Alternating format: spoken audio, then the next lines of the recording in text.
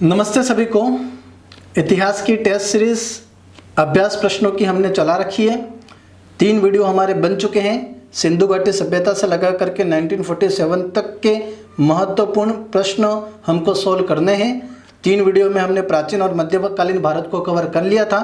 इस चौथे वीडियो में हम आधुनिक भारत में इंटर हो चुके हैं और आज के प्रश्न निम्न टॉपिक पर निर्भर हैं। पहला है 1857 की क्रांति, दूसरा है भारतीय अर्थव्यवस्था पर ब्रिटिश प्रभाव और तीसरा है भारत में पुनर्जागरण काल या समाज सुधार आंदोलन। इसके बाद एक लास्ट वीडियो अपना बचेगा जिसमें राष्ट्रीय आंदोलन के महत्वपूर्ण प्रश्न रहेंगे। उस 5 वीडियो के साथ में सिंधु घाटी सभ्यता से लगा करके 1947 तक के महत्वपूर्ण प्रश्न हम अभ्यास कर चुके होंगे। रीट 31,000 पोस्ट के लिए मुख्यमंत्री जी की मंजूरी मिल चुकी है। जल्दी ही इस पर हम एक रणनीतिक वीडियो बनाने वाले हैं। आज का वीडियो हम स्टार्ट करते हैं पहले प्रश्न के साथ में। तो पहला प्रश्न अपना है 1857 की क्रांति से संबंधित कि 1857 की क्रांति से संबंधित स्थान व नेतृत्वकर्ता के संबंध में गलत युग्म को पहचानिए। 4 स्थान है, सामने 4 नेतृत्वकर्ता हैं। कौन से स्थान का नेतृत्वकर्ता सही जोड़ा नहीं है उसको हमको छांटना है।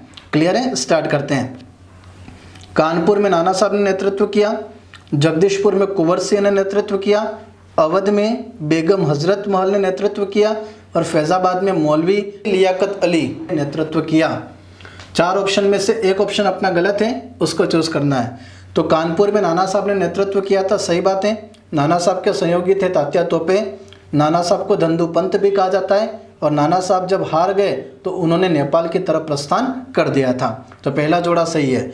जगदीशपुर बिहार में एक रियासत है जगदीशपुर, और जगदीशपुर आरा जिले के अंतर्गत एक क्षेत्र है। जगदीशपुर के उस समय राजा कुंवर सिंह थे और उन्होंने 1857 की क्रांति का नेतृत्व जगदीशपुर में किया था, ये भी बात सही है। तीसरा अवध में बेगम हजरत महल ने क्रांति का मोर्चा संभाला था, ये भी सही बात है। तो चौथा ऑप्शन है फैजाबाद, वो अपने यहाँ पर गलत युग्म है क्योंकि फैजाबाद में मौलवी लियाकत अली नेतृत्व न करके अहमदुल्ला के द्वारा नेतृत्व किया गया था। तो फैजाबाद में क्रांति का नेतृत्व मौलवी अहमदुल्ला ने किया है, तो ये हमारा युग्म गलत है। लियाकत अली ने जो नेतृत्व किया वो प्रयाग या इलाहाबाद में। क्लियर है? तो पहले प्रश्न का आंसर हम देख चुके हैं कि पहला प्रश्न का आंसर है अपने पास में कि फैजाबाद में मौलवी अहमदुल्ला आना, मौलवी लियाकत अली का संबंध इलाहाबाद से है। दूसरे प्रश्न की तरफ बढ़ते हैं। दूसरा प्रश्न अपना है 1857 की क्रांति के स्थान व दमनकर्ता के संबंध में गलत युग्म को पहचानिए। यानी जब क्रांति स्टार्ट हो चुकी थी तो उस जगह पर क्रांति का दमन करने के लिए कौन अंग्रेज अधिकारी गया था जिसके नेतृत्व में उस स्थान पर वापस अंग्रेजी आधिपत्य सेट हुआ था, क्रांति का दमन किया गया था। तो एक तरफ स्थान है और दूसरी तरफ अंग्रेज अधिकारी के नाम है जिन्होंने पर्टिकुलर स्थान पर क्रांति का दमन किया। इसमें एक जोड़ा सही नहीं है, वो युग्म गलत है, उसी को हमको छांटना है। तो दिल्ली में क्रांति का दमन किसने किया है? तो निकलसन व हडसन ने। बरेली में बिसेंट आयर, जगदीशपुर में विलियम टेलर और कानपुर में कैप्टन नील। चारों को एक्सप्लेन कर लेते हैं, देखते हैं। दिल्ली में अंतिम मुगल बादशाह बहादुर शाह जफर के नेतृत्व में क्रांति को आगे बढ़ाया जा रहा है। क्रांति का दमन करने के लिए 2 अंग्रेज अधिकारी नियुक्त हुए, एक का नाम था निकलसन और दूसरे का नाम था हडसन। इस दौरान निकलसन के बीच में मृत्यु हो गई और क्रांति को अंतिम रूप से दिल्ली में दबाया था हडसन के द्वारा। तो यहाँ पर निकलसन व हडसन का संबंध दिल्ली से सही है।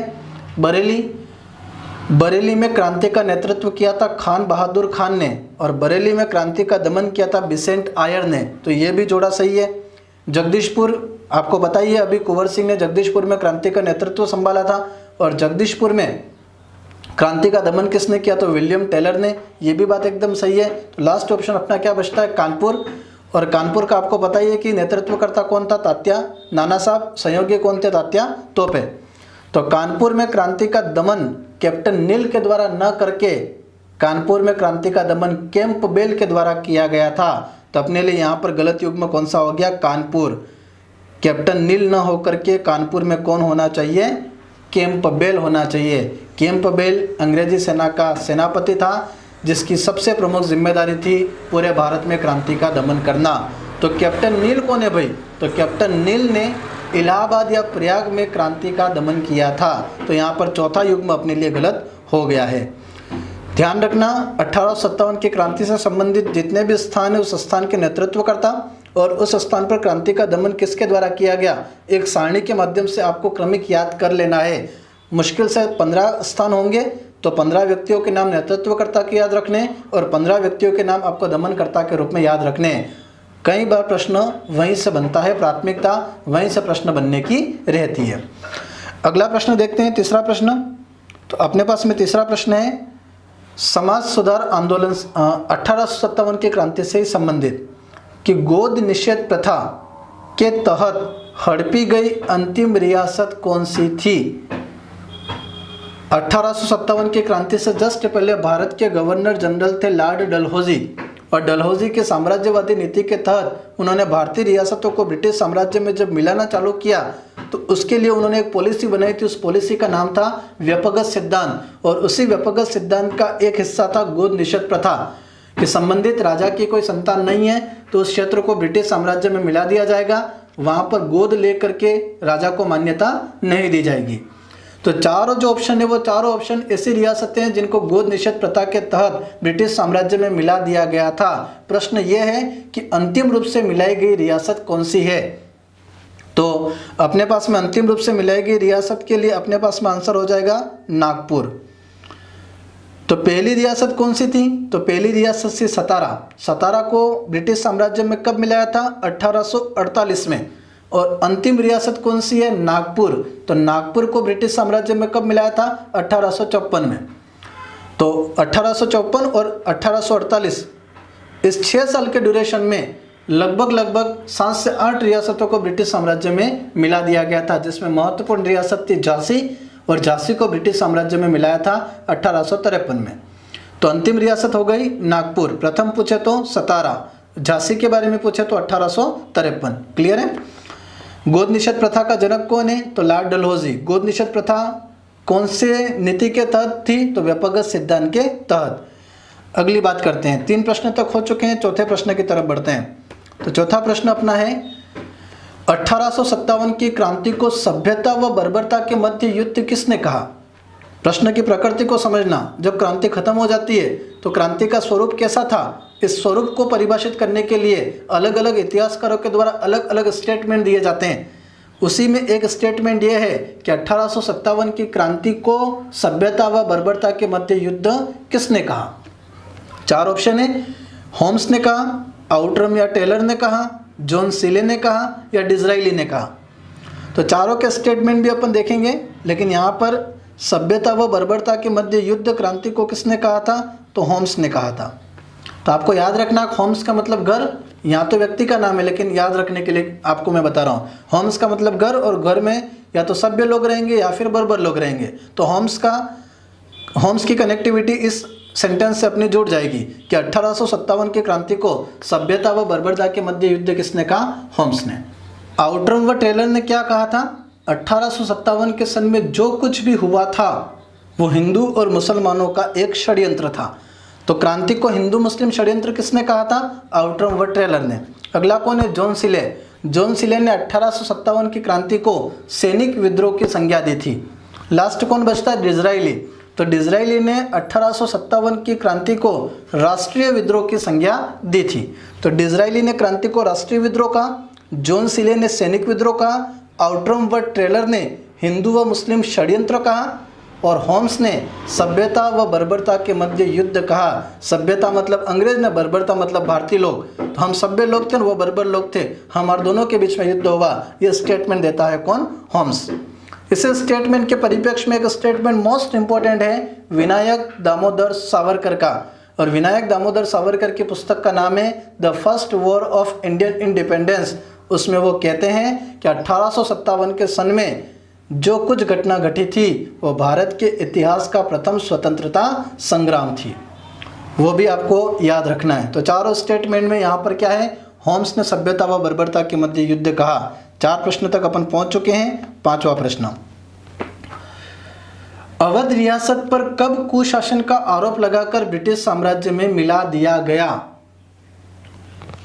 बात करते हैं लॉर्ड डलहौजी की। तो लॉर्ड डलहौजी ने साम्राज्यवादी नीति को अपनाया था, व्यापक सिद्धांत चलाया था। उस व्यापक सिद्धांत का एक नियम था गोद निषेध प्रथा, और उसी व्यापक सिद्धांत के तहत अवध पर कुशासन का आरोप लगाया और अवध को ब्रिटिश साम्राज्य में मिला दिया। तो कौन से सन में अवध को ब्रिटिश साम्राज्य में मिलाया गया? तो 4 सन है अपने पास में, मोस्ट इंपॉर्टेंट सन है ये। अवध को ब्रिटिश साम्राज्य में मिलाया गया था 1856 में। अवध का नवाब था वाजिद अली शाह, उसको गद्दी से हटा दिया। सही तरह से अवध को हैंडल नहीं कर पा रहा ये आरोप लगा करके, और अवध को ब्रिटिश साम्राज्य में मिला दिया। ठीक है। फिर इसी के विरोध में अवध ने 1857 की क्रांति में अंग्रेजों के खिलाफ विद्रोह में भाग लिया। 1857 की क्रांति के बाद गठित पील कमीशन का संबंध था सेना से, कृषि से, उद्योग से या रियासती समस्या से। क्रांति खत्म हो गई है। क्रांति के खत्म होने के बाद अंग्रेजों ने एक पील कमीशन का गठन किया है। वो पील कमीशन कौन से विषय पर बात करने के लिए गठित किया गया था? 4 में से आपको पहचानना है। तो भाई पील कमीशन का गठन किया गया था सेना संबंधी मामलों के लिए। अधिकांश विद्वानों ने कहा था कि 1857 के सन में जो भी घटना घटी है वो एक सैनिक विद्रोह है, सैनिक असंतुष्टि का कारण है। तो सैनिक असंतोष क्यों था उसको जांचने के लिए पील कमीशन का गठन किया गया क्रांति के बाद। और पील कमीशन ने सुझाव दिया कि भविष्य में 1857 की क्रांति जैसा माहौल भारत में फिर क्रिएट ना हो, उसके लिए आप एक काम करो कि जो ब्रिटिश सेना है भारत में, उसमें जो भारतीयों की संख्या, उस भारतीयों की संख्या और ब्रिटिश संख्या दोनों का अनुपात समान रखो। पहले भारतीय सैनिकों की संख्या ज़्यादा थी, ब्रिटिश सैनिकों की संख्या कम थी। अब पील कमीशन ने यह सुझाव दिया कि भारत और ब्रिटिश दोनों सैनिकों की संख्या समान रखो, ताकि क्रांति जैसी सिचुएशन फिर हो तो आसानी से उसका दमन किया जा सके और लार्ज स्केल पर भारतीय सेना में असंतोष न हो। अगले प्रश्न की तरफ चलते हैं। ब्रह्मा समाज की स्थापना कब हुई थी? ब्रह्म समाज 28 अगस्त 1828, 20 अगस्त 1828, 20 सितंबर 1828 और 28 सितंबर 1828। तो ब्रह्म समाज की स्थापना कब हुई थी? तो ऑप्शन पर पहले पहुंच जाते हैं। एक्सप्लेन करने लायक कुछ है नहीं, सन को ही खाली अपन को पहचानना है। तो 20 अगस्त 1828 ब्रह्म सभा की स्थापना हुई थी। राजा राममोहन राय ने ब्रह्म सभा की स्थापना की थी। राजा राममोहन राय 1833 में इंग्लैंड के ब्रिस्टल शहर में उनकी मृत्यु हो जाती है, राजा राममोहन राय की। तो राजा राममोहन राय के मरने के बाद ब्रह्मा समाज भारत में लोकप्रिय होता है, क्योंकि ब्रह्मा समाज को बाद के लोगों ने बहुत ज़्यादा पॉपुलर बनाया था। तो राजा राममोहन राय के द्वारा आत्मीय समाज की स्थापना की गई थी 1815 में। राजा राममोहन राय के द्वारा 1828 में 20 अगस्त ब्रह्म सभा की स्थापना की गई थी। अगले प्रश्न की तरफ चलते हैं। अगला प्रश्न अपना है कि भारतवर्षीय ब्रह्मा समाज के संचालक कौन थे? प्रश्न थोड़ा सा घुमा करके पूछा है, सीधा ही प्रश्न है लेकिन थोड़ा सा अंदर से प्रश्न है। एक्सप्लेन कर लेंगे, बहुत इजी हो जाएगा आपके लिए। भारतवर्षीय ब्रह्म समाज केशव चंद्र सेन, देवेंद्रनाथ टैगोर, द्वारिकानाथ टैगोर या ईश्वर चंद्र विद्यासागर? आना वापस एक्सप्लेन करते हैं। अभी अपन ने बात की कि 20 अगस्त 1828 ब्रह्म सभा की स्थापना की थी। उस समय ब्रह्म सभा जो है वो प्रसिद्धि को प्राप्त नहीं हुई थी। 1833 में राजा राममोहन राय की मृत्यु हो जाती है। तो राजा राममोहन राय की मृत्यु के बाद द्वारिकानाथ टैगोर और देवेंद्रनाथ टैगोर के द्वारा ब्रह्मा समाज को हैंडल किया जाता है। आगे जाकर के ब्रह्म समाज में जुड़ जाते हैं। कौन जुड़ जाते हैं? तो केशव चंद्र सेन। और केशव चंद्र सेन को आगे ब्रह्म समाज से अलग होकर के एक नई ब्रह्म समाज की स्थापना करते हैं, ब्रह्म सभा की स्थापना करते हैं, जिसको कहा जाता है भारतवर्षीय ब्रह्म समाज। क्लियर है? तो भारतवर्षीय ब्रह्म समाज की स्थापना किसके द्वारा की गई? केशव चंद्र सेन। केशव चंद्र सेन के अलग हो जाने के बाद ब्रह्म सभा अब क्या कहलाएगी? आदि ब्रह्म समाज या आदि ब्रह्म सभा कहलाएगी। तो भारतवर्षीय ब्रह्म समाज के संचालक कौन है? केशव चंद्र सेन। और इन्हीं केशव चंद्र सेन के प्रयासों से मद्रास में श्री धरालू नायडू के द्वारा वेद समाज की स्थापना की गई और महाराष्ट्र में महादेव गोविंद रनाडे और आत्माराम पांडुरंग के द्वारा प्रार्थना समाज की स्थापना की गई। क्लियर है? तो भारतवर्षीय ब्रह्म समाज राजा राम मोहन राय के मरने के बाद जब ब्रह्म समाज का विभाजन होता है तब केशव चंद्र सेन के द्वारा इसका संचालन किया जाता है। अगला प्रश्न, भारत में धन निष्कासन का सिद्धांत किसने प्रतिपादित किया? धन निष्कासन का मतलब यह होता है कि अंग्रेज जो हैं वो भारत की संपत्ति, भारत की पूंजी, भारत का धन इंग्लैंड ले जा रहे हैं, बदले में भारत को कुछ भी नहीं मिल रहा है। इसकी वजह से भारत गरीब से गरीब होता जा रहा है। तो सबसे पहले यह ध्यान आकृष्ट करने वाला व्यक्ति कौन है? तो 4 ऑप्शन अपने पास में, दादा भाई नेरोजी, B.N. राव, गोपाल कृष्ण गोखले और राजा राम मोहन राय। तो सबसे पहले धन निष्कासन सिद्धांत का प्रतिपादन किया था दादा भाई नेरोजी ने। मोस्ट इंपॉर्टेंट क्वेश्चन है दादा भाई नेरोजी के द्वारा। दादा भाई नेरोजी ने ही पहली बार प्रति व्यक्ति आय के बारे में बात करी थी और B.N. राव ने प्रति व्यक्ति आय के बारे में वैज्ञानिक आंकड़ा प्रस्तुत किया था। क्लियर है? तो धन निष्कासन का सिद्धांत दादा भाई नेरोजी के द्वारा सर्वप्रथम प्रतिपादित किया गया था। अगला प्रश्न है, किसने भारत में रेलवे की स्थापना को आधुनिक उद्योग के अग्रदूत की संज्ञा दी? किसने भारत में रेलवे की स्थापना को आधुनिक उद्योग के अग्रदूत की संज्ञा दी? अंग्रेजों के द्वारा भारत में रेल लाइन बिछाई जा रही है। रेल लाइन बिछाने का उद्देश्य सेना को एक स्थान से दूसरे स्थान पर ले जाना और उनके व्यापार के सुगमता के लिए चलाई जा रही है। लेकिन इस रेल ने आगे जाकर के राष्ट्रीय आंदोलन को मजबूत किया और आधुनिक उद्योग की वो अग्रदूत भी बनी। तो भारतीय रेलवे को आधुनिक उद्योग की अग्रदूत ये संज्ञा देने वाले व्यक्ति थे कार्ल मार्क्स। क्लियर है? आगे चलते हैं। 11 प्रश्न तक पहुंच चुके हैं। अगला प्रश्न अपने पास में है, समस्त अंग्रेजी भारत की सर्वाधिक भूमि पर अपनाई गई भू राजस्व व्यवस्था कौन सी है? अंग्रेजों ने भारत में स्थायी बंदोबस्त, रैयतवाड़ी, महालवाड़ी व्यवस्था सेट कर रखी है। अलग अलग भागों में अलग अलग व्यवस्था के तहत कर वसूला जाता है। कहीं पर सीधा किसानों से सीधा कनेक्ट होकर के कर वसूला जाता है, कहीं पर गाँव को पूरा चिन्हित करके गांव से कर वसूला जाता है, कहीं पर जमींदारों को ठेका दे करके कर वसूला जाता है। तो कर वसूलने के अलग अलग तरीकों के आधार पर अलग अलग नामकरण कर वसूलने की पद्धति के हुए हैं। जैसे स्थायी बंदोबस्त, कर वसूलने की जिम्मेदारी जमींदार को मिलेगी। रैयतवाड़ी व्यवस्था, कर वसूलने की जिम्मेदारी यानी किसान सीधे कर देंगे अंग्रेज को, बीच में जमींदार नहीं होगा। और महालवाड़ी व्यवस्था, पूरे गाँव को आधार बना करके कर का निर्धारण किया जाएगा। तो कौन सी व्यवस्था ऐसी थी जहां से अंग्रेज भारत में सर्वाधिक भूभाग से कर वसूल करते थे? तो ऑप्शन अपने पास में सही है, रैयतवाड़ी व्यवस्था। ठीक है। स्थायी बंदोबस्त से 19% भूभाग पर कर वसूला जाता था। रैयतवाड़ी व्यवस्था से 51% भूभाग से कर वसूला जाता था और महालवाड़ी व्यवस्था से 30% भूभाग से कर वसूला जाता था।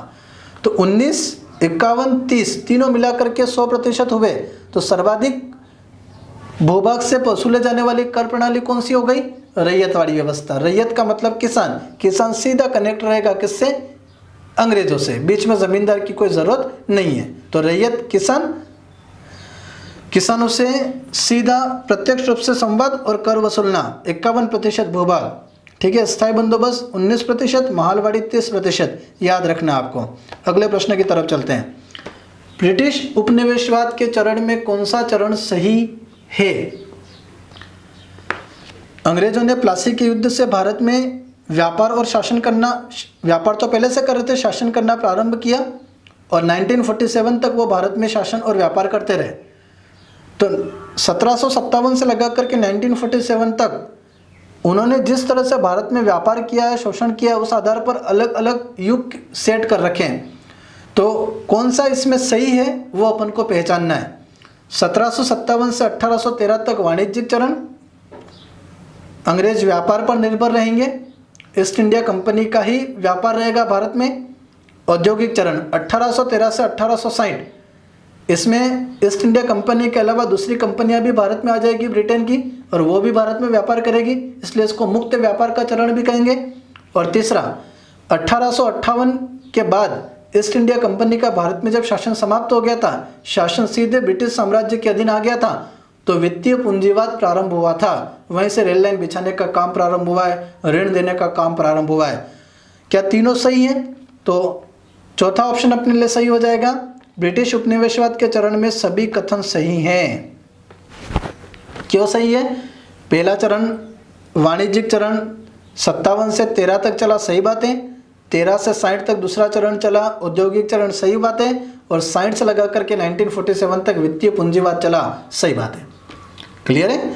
तो 13वां प्रश्न हो गया अपने पास में। अगले प्रश्न की तरफ हम चलते हैं। तो 13वां प्रश्न हम कर चुके हैं, 14वें प्रश्न की तरफ चलते हैं। लॉर्ड डलहौजी द्वारा 1853 में पहली टेलीग्राफ लाइन कहाँ शुरू की गई थी? तो पहली टेलीग्राफ लाइन शुरू की गई थी कलकत्ता से लगा करके आगरा। ठीक है। रेलवे लाइन पहली कहाँ स्टार्ट की गई थी? तो पहली रेलवे लाइन स्टार्ट की गई थी मुंबई से ठाणे, और पहली टेलीग्राफ लाइन स्टार्ट की गई थी कोलकाता से आगरा। किसके द्वारा? लॉर्ड डलहौजी के द्वारा। तो अगला प्रश्न है अपने पास में, समाज सुधारक से संबंधित गलत युग्म को पहचानिए। समाज सुधार से संबंधित गलत युग्म को पहचानिए। तो एक तरफ तो समाज सुधार से संबंधित कार्य हैं और एक तरफ उनका पारित वर्ष है। तो आपको कौन सा जोड़ा सही नहीं है वो आपको छांटना है। देखना 4 ऑप्शन। पहला है सती प्रथा प्रतिबंध 1829, दूसरा है दास प्रथा प्रतिबंध 1841, तीसरा है हिंदू पुनर्विवाह अधिनियम 1856 और चौथा है शारदा एक्ट 1929। 4 में से गलत कौन सा छांटना है? तो पहले अपन सही आंसर पर पहुंच जाते हैं। दास प्रथा पर प्रतिबंध 1841 सही न होकर के 1843 होना चाहिए। ठीक है, एक एक को देखते हैं। सती प्रथा पर प्रतिबंध राजा राममोहन राय के प्रयासों से गवर्नर जनरल विलियम बेंटिंक ने लगाया था 1829 में अधिनियम 17 के तहत। 1833 का चार्टर एक्ट में एक प्रावधान था कि भारत में दास प्रथा प्रतिबंध कानून बनाया जाए, लेकिन 1833 के चार्टर एक्ट के प्रावधान के तहत भारत में दास प्रथा को प्रतिबंधित किया गया था 1843 में। तो दास प्रथा प्रतिबंध कानून पारित हुआ 1843 और उस समय भारत के वायसराय थे एलिन बरो। तो यहाँ पर 41 न होकर के 43 होना चाहिए। तीसरा है हिंदू पुनर्विवाह अधिनियम। तो हिंदू पुनर्विवाह अधिनियम डलहौजी के समय प्रस्ताव रखा गया था 1856 में और कैनिंग के समय 1856 में प्रस्ताव को पारित किया गया। और शारदा एक्ट हरविलास शारदा के प्रयासों से पारित हुआ। शारदा एक्ट विवाह की आयु से संबंधित था। शारदा एक्ट 1929 में पारित हुआ था, जिसमें शादी के लिए लड़कियों की आयु 14 साल और लड़कों की आयु 18 साल उस समय निर्धारित की गई थी और ये भारत में लागू हुआ था अप्रैल 1930। तो पारित हो गया था 1929 में। तो ये भी सही है। तो दास प्रथा 41 न होकर के 43 होगा। इस तरह से यहाँ पर आंसर सेट होता है। अगला प्रश्न और लास्ट प्रश्न की तरफ चलते हैं। और लास्ट प्रश्न अपना है थोड़ा सा समझने वाला प्रश्न है, ध्यान से देखना। स्थायी बंदोबस्त व्यवस्था से संबंधित गलत युग्म को पहचानिए। मैंने आपको पहले बात बता ही दी है कि भारत में कर वसूल करने की अलग अलग पद्धतियाँ अंग्रेजों ने सेट कर रखी थी। कहीं पर स्थायी बंदोबस्त, कहीं पर रैयतवाड़ी, कहीं पर महालवाड़ी। और स्थायी बंदोबस्त से रिलेटेड कौन सी बात सही नहीं है वो बात हमको यहाँ पर पहचाननी है। तो पहली बात है इस व्यवस्था के जनक जॉन शोर थे। दूसरा ऑप्शन है जब यह व्यवस्था भारत में सेट की जा रही थी तब भारत के गवर्नर जनरल विलियम बेंटिंक थे। तीसरी बात है कि कुल भू राजस्व का 90% कंपनी को मिलेगा और 10% किसान को मिलेगा। और चौथी बात है इस पद्धति से बंगाल, बिहार व उड़ीसा में कर वसूला जाता था। ठीक है, चलते हैं एक एक ऑप्शन का एनालिसिस करते हैं। जॉन शोर ने इस व्यवस्था को प्रारंभ किया, सही बात है, लेकिन उस समय भारत के गवर्नर जनरल बेंटिंक न होकर के कार्नवालिस थे। 1793 की बात है। तो 93 कार्नवालिस और जॉन शोर। तो जॉन शोर ने कार्नवालिस के समय इस पद्धति को प्रारंभ किया था। तो विलियम बेंटिंक न होकर के क्या होना चाहिए, कार्नवालिस होना चाहिए। फिर इसमें क्या किया था इस पद्धति में, तो ज़मींदारों को कॉन्ट्रैक्ट दिया था कि आप जितना भी भू राजस्व संबंधित गांव से वसूल रहे हो उसका 10% आपके पास रहने देना और उसका 90% आपको कंपनी के पास जमा कराना पड़ेगा। ठीक है। और लास्ट, बिहार, बंगाल और उड़ीसा के क्षेत्रों से इस प्रकार की पद्धति से कर वसूला जाता था।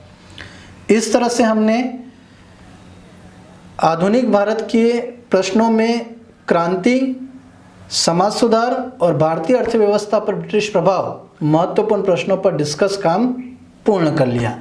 अगला लास्ट वीडियो हमारा भारत के राष्ट्रीय आंदोलन से संबंधित रहेगा। आप अपनी तैयारी को निरंतर बनाए रखें। रेट से संबंधित एक अच्छा रणनीतिक वीडियो हम बनाने वाले हैं। मिलते हैं जल्द एक अगले वीडियो में। धन्यवाद।